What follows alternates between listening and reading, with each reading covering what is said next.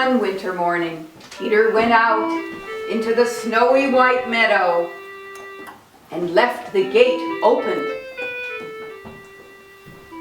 On a branch of a big tree sat a little bird, Peter's friend. All is silent, chirped the bird gaily. All was silent. The wind was still, and not a branch in the forest moved. The pond was frozen, and the snow was falling gently.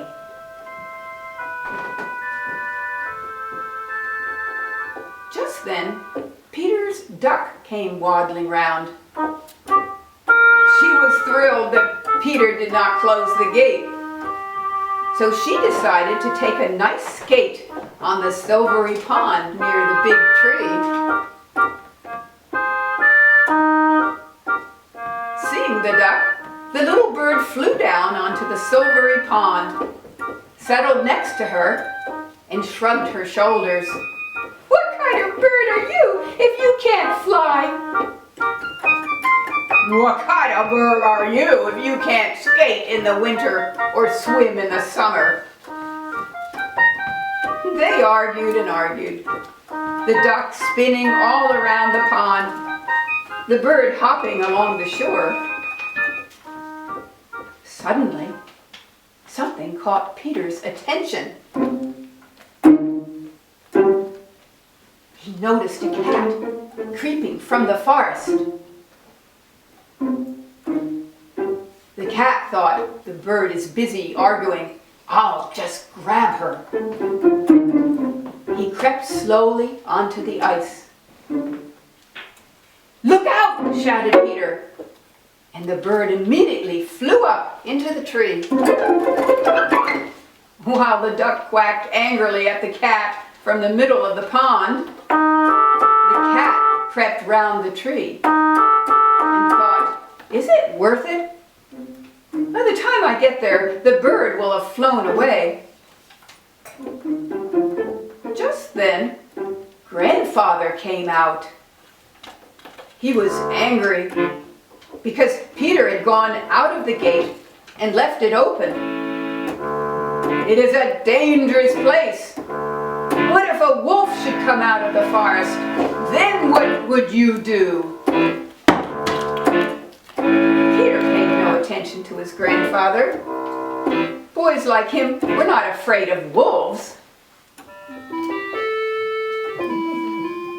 But Grandfather took Peter by the hand, locked the gate, and put him to work inside the house, where Grandfather then fell asleep.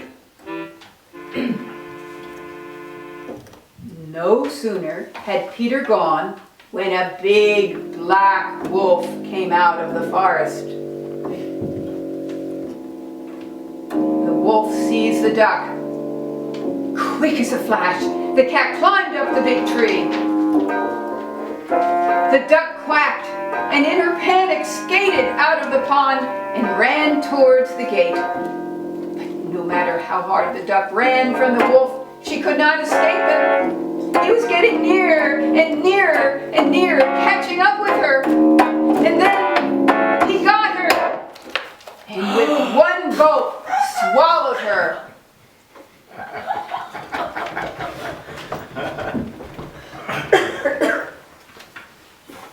And now, this is how things stood.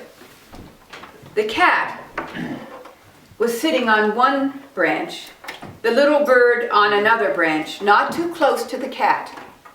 And the wolf was walking round and round the tree, looking at them with greedy eyes.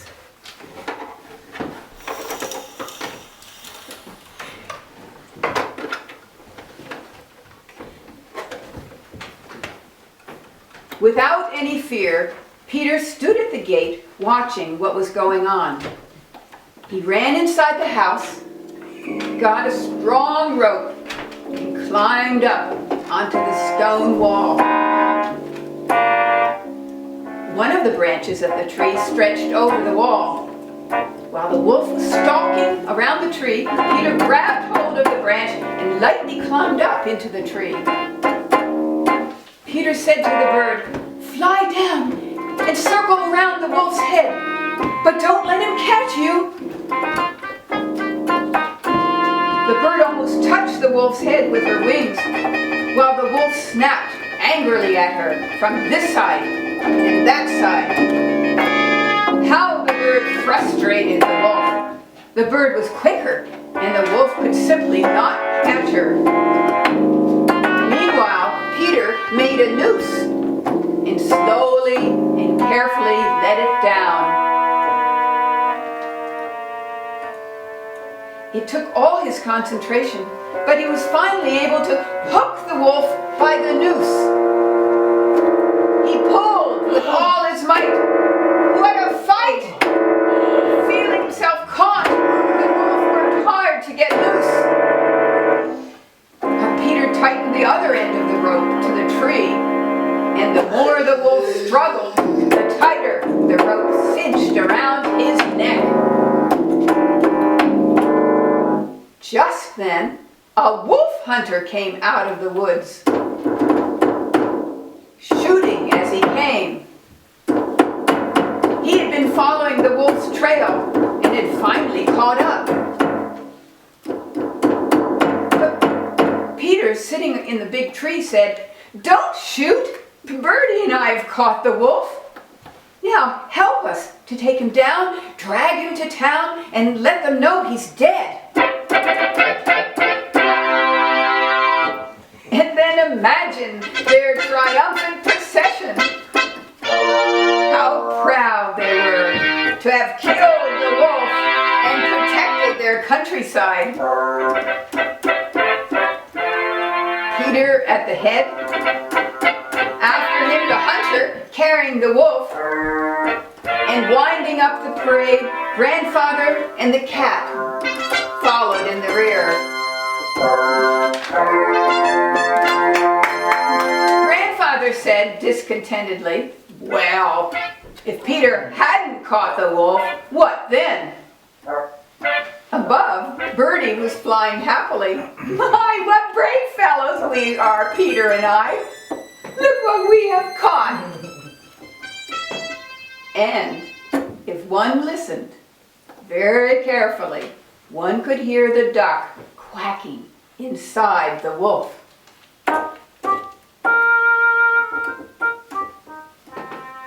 Because the wolf, in his haste, had swallowed her alive.